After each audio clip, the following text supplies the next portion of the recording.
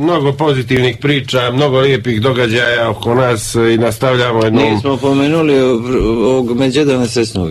A pomenut ćemo, sad tokom razgovora s našim gostom, pomenut ćemo, jer imamo već na vezi imamo dragog gospodina Davora. Davore, dobroveče. Dobroveče. Vi ste Novosađanin koji ispituje bezbjednost željeznice, je li tako? Jeste. Radite, kako se ispituje, ono, cukate s onim čekićima, jel? Jeste. To je posao koji je jedan od najodgovornijih u željezničkom saobraćaju, ispituje tehnička ispravnost vagona, znači direktno smo odgovorni za sigurnost i bezbednost kako putnika, tako i robe u saobraćaju. A vas da me interesovalo, kako onim čekićem, po čemu je zvuk, je vjerojatno specifičan? Postoje vrste točkova na osovinama, postoje monovolu točkovi i točkovi koji su navučeni na obruč točka. Znači udarcem po točku vi osjetite ako zvoni, ako je zvonak zvuk, znači da je točak ispravan.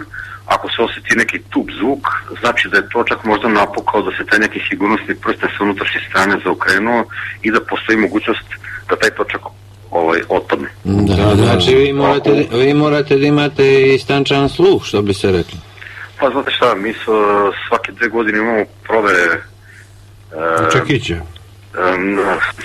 Ne samo to, nego to je znači sastavni deo posla, nego te sam da kažem da znači svake 2 godine imamo provere znanja, znači periodične provere ispita i svake 2 godine imamo redovne lekarske preglede, što znači da moramo imati prvu zdravstvenu grupu da bi obavljali taj posao. Jasno, naravno, to je veoma važan i odgovoran posao. A mi smo malo prije pričali o nekom crnogorskom momentu u kojem živimo trenutno i onda pričali smo tako o našem mentalitetu i zaboravili smo da pomenemo, ovdje se često dešava, mislim, ne znam koliko često, ali da je jednom često je, da neki kreteni kamenuju vozove.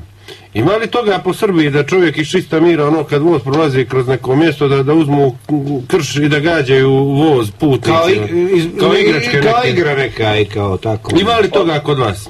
Pa da vam kažem nešto, dešava se, to su malo ekstremniji slučajevi, uglavnom su tu uglavnom maloletna lica ili se dešavaju da se prilikom odlaska navijačkih nekih grupa na utakmice, druga navijačka grupa ih sačeka negde i... A nije, ovo su ovako stanovnici, ovo je žive ili prođu tuda pa vide voz pa kao ajde da ga slomim, što ima veze, voz bez veze. Državna svojina. Pa da vam kažem nešto, ja sam imao prilike da putujem često na more u Crnu Goru dolazeći do Bara i uglavnom idem vozom jer imam te povlastice i besplatne karte, tako da to iskoristim u te svrhe i znam da se dešavalo mnogo puta i pričao sam sa našim kondukterima koji su nekad pratili voz do Bara, sad idu do Bijelog Polja samo do granice, da su imali velikih problema, da su morali da prave zapisnike sa milicijom. Pa to, jer mi se pitamo jesu samo ovdje toliki kreteni ili ima to još neđe po Srbiji ili po Hrvatskoj, dešava li se to? Pa da vam kažem nešto konkretno, pošto sam ja sad trenutno živim u Vojvodini, znači u Novom Sadu, mogu reći da na ovim delovima se to ne dešava. Da, pa to mi je bilo. Možda mi imamo kao Crnogorci problem sa šinama. Jeste. I autobuse baš rijetko gađamo i mala avione. Ali voz očigledno nešto ili se prepanu ljudi ili... To više strah od vozova. Strah od nekih strah ima sigurno od vozova će ih pojesti. Pa s obzirom da smo imali ovdje sa tim željezničkim mrežama malo rasprostranjeniji, odnosno imamo više pravaca. Vi ste se navikli ste se. Pa nekako su ljudi to prihvatili i u mnogim mjestima gde su vozovi ukinuti, ljudi se zalažu da se ti vozovi vrate kao najjeftiniji vid kolektivnog prevoza, znači gde su kase mnogo jeftinije od nemate ni kamenje vi da gađate. Nemate vi to tamo. Jedino sa vama da vidimo pa da nam malo pošaljete toga. A možemo poslati neke instruktore da malo uče ljude zbog čega se prvo gađaju vozovi i kako se gađa voz da se pogodi, jer vi voz morate da gađate barem 3-4 metra. To je preticanje po pravcu, znači da kad naleti voz tačno uleti kamen u dati vagon koji gađate. Ja mislim da su to ljudi koji su dobru vojnu obuku vjerojatno imali i onda znaju to preticanje da tako je precizno, ali kažem sad manje više materijalna šteta, veliki su problemi ako se u letnjem periodu kada ljudi su sa porodicama putuju budu blizu prozora pa nekog taj malo veći kamen pogodi u glavu. A zapravo to možda i jeste cilj. A još nešto da vas pitam, imate li tamo životinje, ove divlje i domaće u Vojvodini, ima li životinja? Pa da vam kažem nešto, konkretno u ovoj stanici gdje radim imamo nekih divlji zečeva, fazana. A ne nego uopšte po šumama, ima li međeda tamo? Pa nema. Pa kako će biti kad je Fruška Gora 600 metara norske? Pa dobro, nego ovamo postoje međedi, jer baš sad često o tome pričamo, pa su prije neki dan ovdje su međeda našli okinute glave i bez šapa. Da? Pa sad razmišljam, ima li takvi kretena tamo ili su samo ovdje, o tome čisto pričamo. Ima li tamo kretena koji kidaju međedima glave? Jeste nekad vidjeli međeda bez glave neđe tamo kad šetate? Nemamo mi. Nemamo tako da... Kako to? Pa vi ste baš nekako hendikepirani. Čudni ste, brate, to. Da se ne vrijeđamo, ali stvarno, jer šta će međed u glava? Nešto se tiče kamenja i međeda, tu smo oštećeni u odnosu na vas. A jeste, vidim, malo ste primitivni. Vama adrenalin radi kao... Ne, nemate tu slovensku, ovu našu, onu krv neku, kad vidimo međeda, hoćemo da mu okinemo šape i glavu, ili recimo pse da otrujemo i konje, nema toga. Mi smo nekako uvijek... Dosadni ste. Baš ste dosadni. Nego evo da mi krenemo u ovo o čemu se radi, vi u stvari ste jugonostalgičar. Jeste. A zašto? Pa vidite što se dešava po Crnoj Gori. Kako je to jugonostalgija da neko ponovo bude s nama? Čemu nostalgija za nama? Ne samo za nama, ali i za vas i za nama. Ne samo za vama, nego nostalgija za jednom zemljom koje više nema. Da. Za jednim životom koji je postao i meni je žao da sam jako kratko živeo u toj nekoj zemlji. Pa niste ni da Bog umrli. Pa ne, ali ove sad zemlje koje postoje nisu to zemlje, nema pogrešno neko da me razume, ali nijedna ta zemlja nije adekvatna. Nije normalno. A je Crna Gora, priznajte, samo možda nisu ostale, ali mi jesmo. Ne.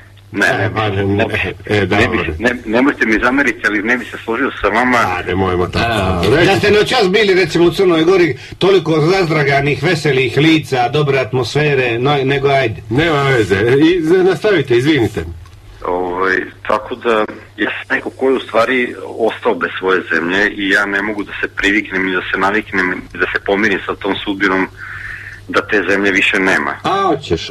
A nema, pomirit ćete se. A recite mi ovo, da li vi vjerujete da je ovo sve što se dešavalo na prostorima naše nekad velike zemlje uvezeno sa strane ili da su to ipak učinjeli i ljudi koji su tu živjeli, znači naše komšije, ljudi koji su išli da ratuju, da ubijaju druge ljude? Mislite li da je to neko drugi uradio ili ti ljudi koji su živjeli u toj Jugoslaviji? I kako je moguće da se tako ljudi transformišu iz te zemlje koja je tako idilična, kako vi kažete, bila, gdje su ti međuljudski i međunacionalni odnosi bili harmonični, odjednom sve pođe u pizdu materinu? Da vam kažem nešto, moje mišljenje da su naravno strane zemlje... A oni su to majku im jebe, oprostite što psujem jer stvarno... Oni su mešali prst, ali su našli u ovoj zemlji isto ljude su bili podložni, prevratljivi, možda dobili novac za tako nešto, kojima je ona zemlja smetala i jedno su čekali da se na neki način posvete. Da. Što kažete, ljudi koji su učestvovali u ratu, ja sam 91. bio mobilisan i nisam rado išao tamo. Gdje ste bili? Mada nećemo o tome puno pričati, nego me interesuje samo gdje ste bili. Bio sam na Slavonskom ratištu, tu u blizini Osijeka. Bijelo brdo mesto, pošto sam ja rezervni oficir, završio sam školu rezervni oficira u Zadru za artiljeriju i imam čin u rezervi i nisam mogao da izbjegnem ni jednu tu učešće u ratu, kažem ne dobrovoljno, nego kao neko ko je bio mobilisan u to vreme, a ću da vam kažem da su po meni mnogo i sredstva javnog informisanja u svim tim bivšim republikama uticale mnogo na ljude, predstavljajući one tamo s druge strane kao neke nakade. Naravno, to stoji, ali... Ali ja smatram da je u svim tim sadašnjim zemljama, kako da ih nazovem, bivšim republikama, ima dobrih ljudi i ja verujem... A ima sigurno. Tako da ja se ne mirim sa tim i nadam se da će se ljudi jednog dana otrezniti i osvestiti. Pa da će opet biti ta velika Jugoslavija, pa ako opet Bog da opet se pokrvimo jedan dan. Da će se tako zvati nebitno, ali ljudi moraju da shvate da moraju da sarađuju, da sa prvim komšijama moraš biti dobar.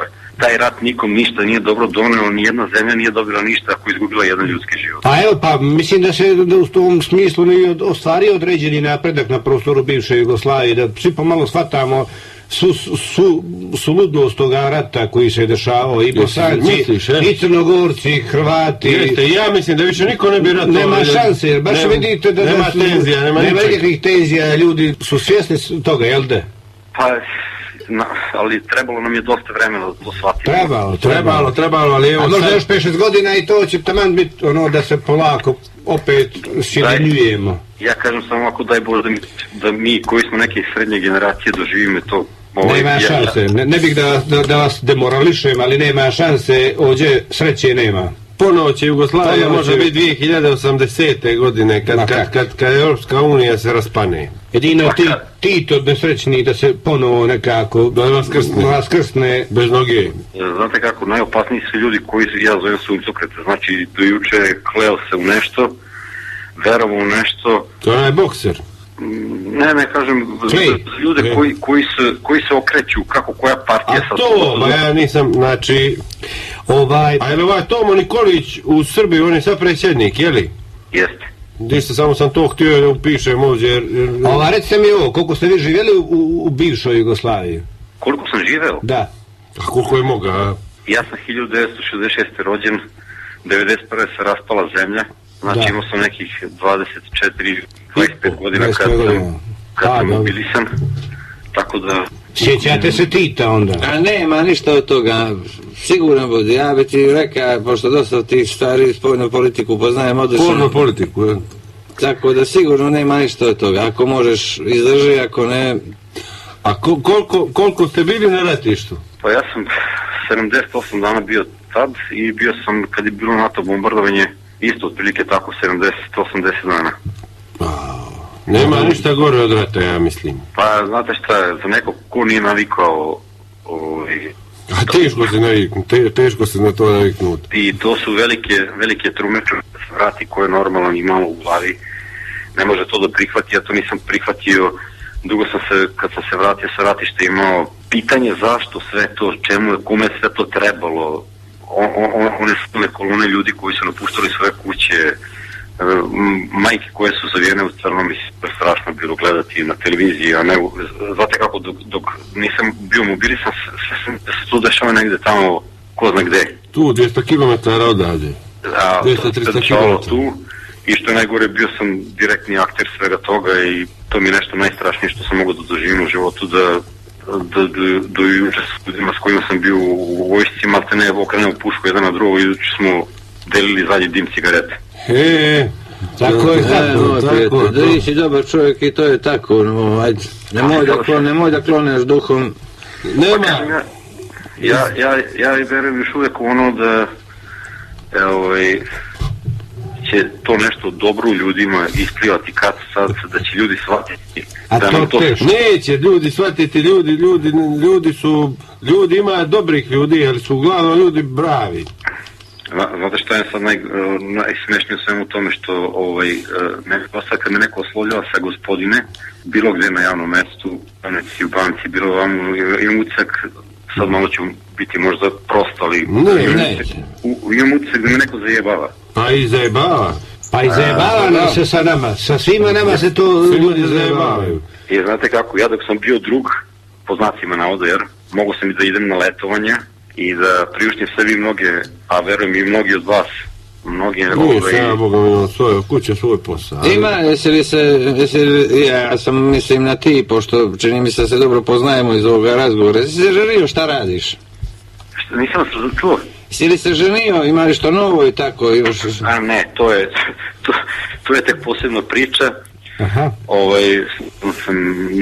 Nemam porodicu, to je još jedan razlog ovako nekog svog ličnog nezadovoljstva osim tog. Ali može se naći žena, sad neka, može da se nađe žena, ja mislim, samo ako čovjek ima ako čovjek dobar, imaš Facebook stranicu?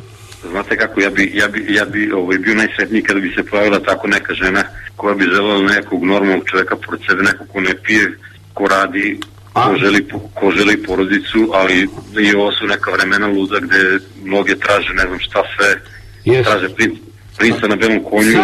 Sad i ja imam osjećaj da moramo da prestanemo da se persiramo jer smo nekako slični, pa ako ti ne smeta da pređemo na ti. Samo izvolite. A nemoj me persirati isto jer isto slično stvarimo. Pitam zato što se čini mi se dvojica. Trojica nas je. Ali i ti si u Novom Sadu, je li tako? Jeste. Pa je li moguće tamo ima onih 100 žena ima tamo? Ma ima ih 1000, ali džabe je to sve. Kako džabe? Pa znate kako, ja sam u 48-9 godina, prilike da se izlazi su jako male, novce je sve manje, nažalost, ne možete se krećete po nekim lokalima, više to ni ne priliči, niti ima neko društvo adekvatno za takve izlaske. Da. To su uglavnom, drugari su već svi porodični ljudi, svi su stekli, neki su već postali dede. Majko moja, znači obabili su. A ima li ono da se na pijacu, ideš i na pijacu, da kupuješ povrće i to? Pa retko hodom. A ima tamo ovih prodavačica. Uvijek se, ti u stvari ne znaš kako da priučeš neku ženu ili da odeš na neko mjesto da... Ne, bilo je veza, nije to problem, nego jednostavno nastoje neki period, neke letargije, neke, ne znam, učmalosti, ne znam ja kako da nazovem, u koje je možda putem nekih oglasa ali ni to više nije sigurno, tako da... A ovaj djavolji Facebook, imaš onu stranicu pa klikneš, pojavi se da vam kažem, ja najviše volim da ne osvojam tim virtualnim svetom, nego... Da, ali prosto čovjek mora da se prilagodi nekako vremenu u kojem živi. Ja razumijem da je u vrijeme koje vi pominjete, odnosno ti koje pominješ SFRJ, imam jednog drugačije stvari funkcionisali. Preko Facebooka ne pucam iz oba uha, znači, baš, a nema puno para, isto i ne izlazi, ali taj Facebook omogući, svako malo ide kako je ždrebice i tako ispodruže se. Pa ja nisam u prilici, nemam trenutno kompjuter. Pa nabavi, to je 500 eura. Imam roditelje koji su jako bolesni i moram da prodam neke. Onda i baš nema vremena za to. Ali dobro, možeš i telefon, a možda nemaš dobar telefon. Nemaš ni telefon sigurno dobar. Kažem, može... Internet, tebe vidno ti je samo da imaš internet. Nemam to. Prvo nemam vremena, drugo morao sam i to što sam imao da prodam zbog nekih skupih lekova koje sam morao da nabavljam, sad ja ti ne da ni sa nekim ličnim problemima, ali to je glavno problem. Da, ali znate zašto, sad nešto razmišljamo o tome i razmišljamo o životu, imamo i svi mi ovdje koji smo, i mi nas trojice i čovjek koji je preko puta, naš prijatelj, najviše on, tih nekakvih upravo slučaja je u životu sve. Znači šetate ulicom, ruke u džepove, nikad ne znate što vas iza ugla čeka, možda neka lijepa, neki lijepi susret, neka lijepa žena koja će vas usvojiti, cupnut ćete se možda laktovima, sudarite se, slomite s bokovima, u autobusu, nikad ne znate, samo se ne treba bježati od kontakta, ne treba bježati u sebe, nego uvijek u komunikaciji, Kako da ti pomognemo mi sad s ove daljine? Što da napravimo? Pa jedino da pozdravim sve vaše slušateljke, dame koje bi bile voljne da se jave, možda ostavi neki kontakt, telefon vama tu. Tamo ćemo vama u režiji, da ne dajemo javno telefon, jer ima mnogo bezobraznog naroda koji bi zvali čisto da troše telefon. Ne, da ostavi vama tu redakciju. Jasno. Da. A reci mi, baviš se istorijskim ličnostima, je li tako? Interesuje te istorija i... Istorija je enigmatika, prijavljivao sam se tu za neke kvizove lokalno u Srbiji. Međutim, nikad nisam pozvao na neka testiranja, iako sam popunjavao uz tih časopisa sve te prijave, ali nisam imao prilike. I ovo je sad što sa vama razgovaram jedna od prvih nekih kontakt emisija, odnosno prvo moje neko, da kažem, javno, znači, a reci mi, koje javne ličnosti si, da li ima neka oblast istorije, to je neki period koji te posebno zanima i neka ličnost koja te fascinira, pa znaš o njoj sve ili pomalo o svemu? Pomalo o svemu, uglavnom Che Guevara. Dobro. Naravno Tito. Je li Che Guevara, pošto tu su podijeljena mišljenja, neki misle da je bio zločinac, a neki misle da je bio revolucionar, bez sumnje i to. Mogao biti i revolucionar i zločinac. Ali je tamo ubijao neke ljude, kako sam ja neđe čuo, su mi pričali neki ljudi nevine koji su bili zarobljeni i to. Je li to istina? Ne. Nije to istina. On je bio veliki revolucionar, čak i posle kad se sa Castrom razišao, pošto on... Bio ministar Castro, je tako? Jeste. Ali da je tada bilo zajebancije, da je baš, ajde, nema veze, nećemo ga sad blatiti, ovdje bio je lijep čovjek i ima one slike, Teška vremena su učinjava svoje. Na ovoj kablovskoj televiziji gledam često tim ličnostima i sad je baš skoro bilo o njemu. Želim čitao dokumentarni film od početka te revolucije u Kubi do njegovog samog kraja. Če ga ubio, je ga Crnogorac ubio? Ne, ubili su ga, sad ne mogu setim tačno Ne, zarobili su ga oni, ali ja mislim da je čovjek bio neđe s ovih porijeklom s ovoga područja. Mislim da smo naredili da uđe unutra i onda su ukinuli ruke. To su sad priče. Ne, nisu priče. Čitao sam ja. Mislim da ga je ubio jedan koji ima porijeklo Porijeklom iz ovih prostora. Možda njegovi sad potomci kidaju glave u meme djedu. To je napredak. Ali što se tiče porekla, uglavnom su svi poreklom, moje poreklo je, kažu, okolina Kolašina. Aha, da ti ne gađaš ove vozove? Ne. Zovi neke rođaka, zovi vama i pitaj, čuo sam sinoć da ko od rođaka ne gađa vozove. Pa dolaziš u Crnu Goru, imaš rodbine, kažeš, vjerojatno imaš rodbine, čim si porijeklom od ovdje. Nemam nikog, nažalost, poreklo mog prezimena... Idi na sreću odavde. Poreklo mog prezima je, to mi je rekla jedna žena prilikom povratka iz srednje škole u jednom gradskom autobusu, pošto su nas tada oslovljavali, obično su mi se oslovljavali po prezimenu. I kada je ona čula moje prezime, kaže ono, dakle si ti? Ja kažem, moje poreklo iz Dalmacije, znam da mi je deda došao kao kolonista u... A gdje ti je kolumnista bio? Kolonista. Ja rekao kolumnista. Ne, kolonista. Da, a koji je taj prezime? Marić? Da. Pa to je, a ne znaju li iz Kolašina, ima. Tu su navodno postojala 4 brata, jedan je ostao na tom prostoru, jedan je otišao u prostore Srbije, jedan u prostore... To je Milomir. Milomir, što ima Ćirilicu, televiziju. I jedan je otišao na prostore Dalmacije, tamo negde u Hrvatsku i kako je koja veroispovest nalazila, tako su poprimili svoje, ali ona mi je rekla, pošto je ona udata bila za Marića, istraživala je poreklo prezimena tog, pošto se udala za Marića, jel? I ona mi je rekla, kaže, naše poreklo, samo da znaš, i to sam zapamtio okolina Kolašina, tako mi ona rekla. A gdje je to, onda je to neđe tamo na put. Morali bismo to vidjeti. Pa jesi dolazio nekad u Kolašin? Pa ne prolazio, uglavnom sam odlazio na letovanje dole. A sjećaš li kad prolaziš pored Kolašina da ti trese nešto u organizam? Da te srce jače kuca. Tu mi se trese mi se na mostu preko male rijeke, odnosno crne rijeke. Znači, to je jedna građevina koja mene fascinira i koju sam slikao svaki put kad idem za bar vozom. Znači, tu se moram probuditi, naviti sat i slikati taj most. Pa ne, most je nevjerojatan. Eto, to je vrijeme Tito, srećno vrijeme. Jeste, i taj most je poginulo jedno 10-30 koliko je ginulo ljudi dok su gradili tu prugu, to je isto nevjerojatno, znaš? Znam i da se lazi već na nadmorsku visinu tu i mnogi ne znaju koliko ja imam podatak da je Podgorica na 15 metara ispod nivoa mora. Pa ne znam ili 15 metara ispod nivoa mora, nisam siguran. Znam da je Skandarsko jezero ispod nivoa mora. Ali tu da je neđe, u svakom slučaju, na nivou barem. To je kriptodepresija, takozvana. Jer da je 15 metara, sad bismo mi mrtvi, mi smo sigurno u minus bi bili. A znači ti misliš da je porodica ispod nivoa mora? Ja mislim da to je još bilo, sad kažem, pošto se ja mnogo... Nisam siguran. Jer Cetin je na 600 metara, mi do Podgorice kad sađemo ne spuštimo se preko 400 metara. A zašto ovo uopće nije novo? Ne znam, ja taj podatak imam još sigurno 20 godina.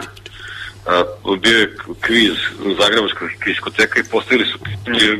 Oliver Mlakar. Postavili su pitanje jednom od takmičara koji je od ova 3 grada naš najmanje na nadmorskoj visini, pa su rekli Novi Sad, Podgorica i Beograd. I on je naravno rekao Novi Sad. I onda mu je on rekao, Ne, Podgorica na najnižoj nadmorskoj visini. Sad ćemo da provjerimo to na internetu odmah. Ajde, to su protiv Crne Gore radili. To je Lazo Goluža, to je Lazo Goluža. Ustaška urednik diskoteke, Lazo Goluža. Jeste, jedan s brkovima. A Oliver Makar je vodio tak, prije njega Ivan Hetrich. Ivan Hetrich, jeste. Sve znamo, ne možete nas gledati, mi smo se pripremamo se za svaku emisiju. Znamo što ćeš da odgovoriš i mi odmah te podatke ovdje vadimo.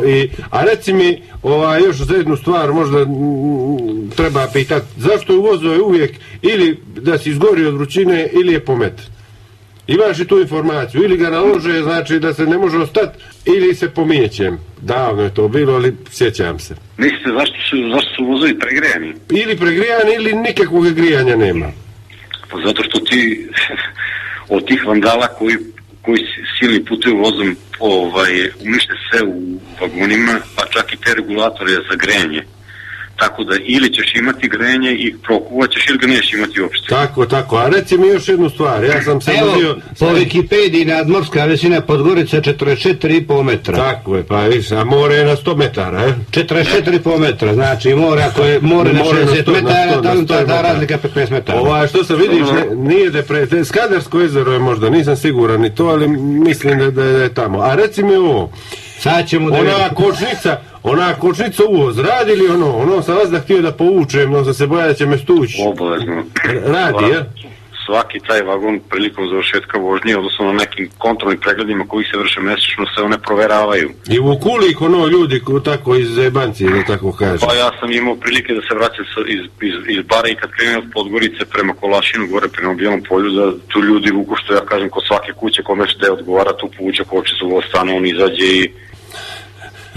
On misli da mu neće stanuti voz pa povuče ručku i tako stane. Pa mislim, to je zloupotreba, to se kažnjava, ljudi ne bi smeli da se s time igraju, ali... A što?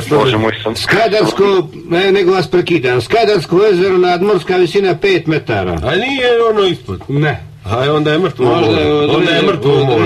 Nađi mrtvo more. Samo sekundi idemo na mrtvo more. I pogledaj koji je salinitet.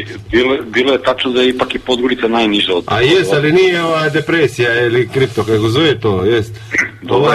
Što sam htio još da te pitam, ja imam jednog druga koji, mada to nema veze puno s tvojom strukom, koji kad god putuje vozom neke ribe strašne s njim, tu onih muva idu u WC i tako. Ja sam sve putovao s nekim debelim ljudima koji jedu i izuvaju su voz. Zbog čega je to tako? Pa to je odraz kulture svačije, znači pojedinačno. Ne sviđa mi se to. Izvade pile, izuju se, izvade pile pa jedu. Pa odu na plažu, na moru, pa ponesu, što ja kažem, pašteta turisti. Ti isti ljudi. Znači, mrtvo more, minus 422. Znao sam da je mrtvo more. To je najveća depresija. Dobro, Davor, evo možda za sami kraj da ti kažeš par riječi, da se preporučiš što se ono kaže i da se lagano pozdravljamo, reci par riječi kako bi sebe možda preporučio ljepšim polovinama. Pa, ako želi iskrenog, normalnog čoveka koji ne pije, koji želi porodicu, koji je ozbiljan, iskren, zaposlen, koji zna da voli, romantičan, osjećajan čovjek. Znaš li da recituješ možda? Ne znam da recitujem, nego znam u nekim trenucima sam znao da napišem neke pesme, sad ne mogu sad da setim svih stigao. To mislim. Ali sam jedna romantična duša i kažem, ako se neka dama prepozna u svemu tome, želi da upozna takvog nekog, ne postoji vama tu redakciji broj telefona. Pa dobro, to je. Vi ćete mi proslediti, u svakom slučaju bilo mi jako drago da ste se čuli i pozdravljam se vaše slušalce sinom Crne Gore. Eto, dijelimo zadovoljstvo, nemoj zamjeriti ako su ti neka pitanja izgledala nenormalno, ali mi jednostavno moramo to da pitamo, to nije do nas nego urednici ovako. I ovo je neka emisija onako malo da se o svemu i svačemu progovori. Tebi puno hvala da izađeš iz tih problema porodičnih, brzo kako treba i da budeš zdrav, vesel i da nađeš to što te interesuje. Hvala i vama na pozivu i ako budete želi i kada se čujemo ponovo, vi se javite. Hvala puno, sve najbolje. Pozdrav vas sve, prijatno.